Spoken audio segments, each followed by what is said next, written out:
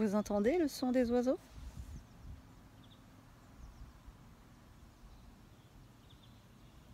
Vous aimez le chant des oiseaux?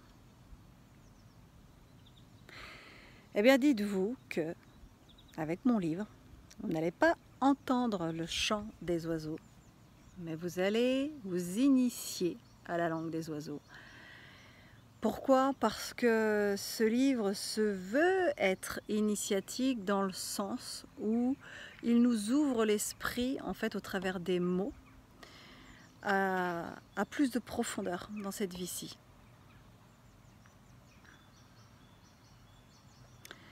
Le manuscrit d'étymologique, le manus, la main de l'homme, parce que c'est la main de l'homme qui transmet à la terre.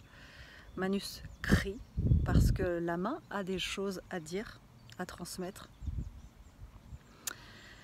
Et j'évoque dans le synopsis une lecture amusante.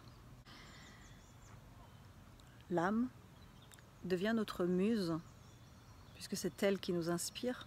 Si on sait et qu'on a bien compris, bien saisi que finalement tout ce qu'on crée aujourd'hui sur Terre est le fruit de notre propre inspiration. Et hante, H-A-N-T-E, puisque cette inspiration peut vite nous hanter. Donc évidemment, ceux qui arrivent à créer, à offrir, quoi que ce soit, hein, ça peut être un bouquin, mais n'importe quoi d'autre, un réalisateur de film, un ouvrier sur une chaîne, peu importe ce qu'on peut créer dans cette vie-ci, ce qui compte, c'est de le créer dans l'instant présent. Là, ce temps présent, l'un dans l'unité, dans le cœur. En fait, dans cette vie-ci, tout paraît plus léger. Toutes les difficultés, tous les moments difficiles paraissent plus légers à partir du moment où on vit à fond l'instant présent. C'est pas parce que 2 semaines auparavant on a vécu quelque chose de difficile qu'il faut porter cette difficulté pendant des jours, des semaines, des mois, des années parfois.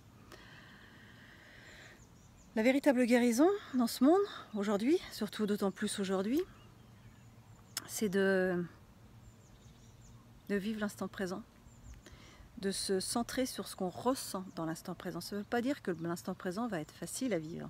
Ça veut simplement dire que pour se libérer du poids du passé, pour ne pas porter la responsabilité du monde, eh bien, il faut réussir à se sentir uni, à se sentir responsable de l'autre, mais tout en étant d'abord responsable de soi. On n'est pas là pour être des sauveurs de ce monde, on est là pour se sauver soi-même, hein.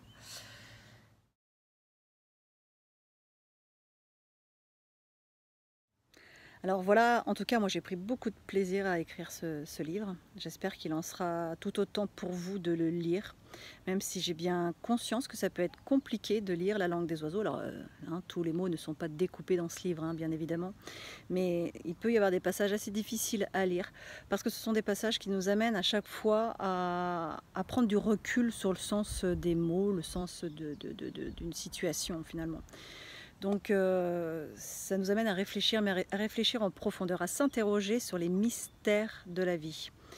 Donc, et à venir chercher intérieurement des choses qui peuvent nous éclairer finalement sur soi-même, sur nous-mêmes, sur notre capacité à être bienveillants avec nous-mêmes.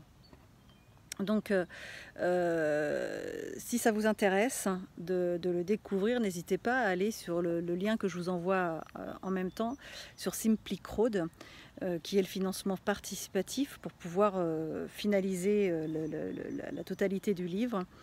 Donc, et vous le recevrez et vous deviendrez aussi en même temps des contributeurs de ce bouquin. Donc vous pouvez rester dans l'anonymat si cela vous parle pas d'avoir votre nom à l'intérieur.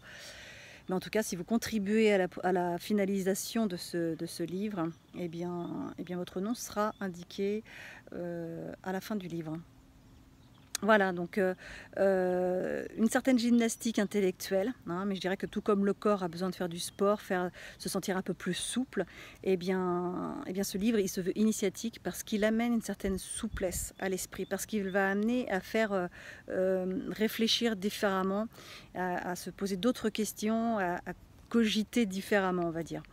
Donc voilà, il est là pour nous accompagner vers plus de souplesse d'esprit, porter un regard plus élevé sur ce qui se passe en fait dans ce monde. Élevé.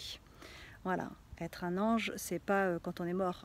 Être un ange, c'est étrange d'ailleurs de parler de ça, mais c'est sur Terre que ça se passe. Le paradis, c'est là, finalement. Donc le paradis, c'est ici. Donc important de sentir que finalement tout ce qu'il y a apporté, ce n'est que l'unité, le un, en soi, au cœur de soi. C'est là où c'est léger finalement. C'est pas en étant tout le temps dans la victimisation ou en étant le bourreau des autres qu'on arrive à gérer nos conflits. C'est en ressentant que tout ce qui est grave à l'extérieur n'est qu'un reflet de ce que l'on a encore à aller voir à l'intérieur de nous-mêmes. Donc voilà, je pense que c'est le moment idéal de vous parler de ce bouquin. J'espère que ce confinement sera terminé à la sortie de ce livre, mais en tout cas je vous souhaite de pouvoir le lire si le confinement continue encore, d'être dans la possibilité de le lire en fait à ce moment-là.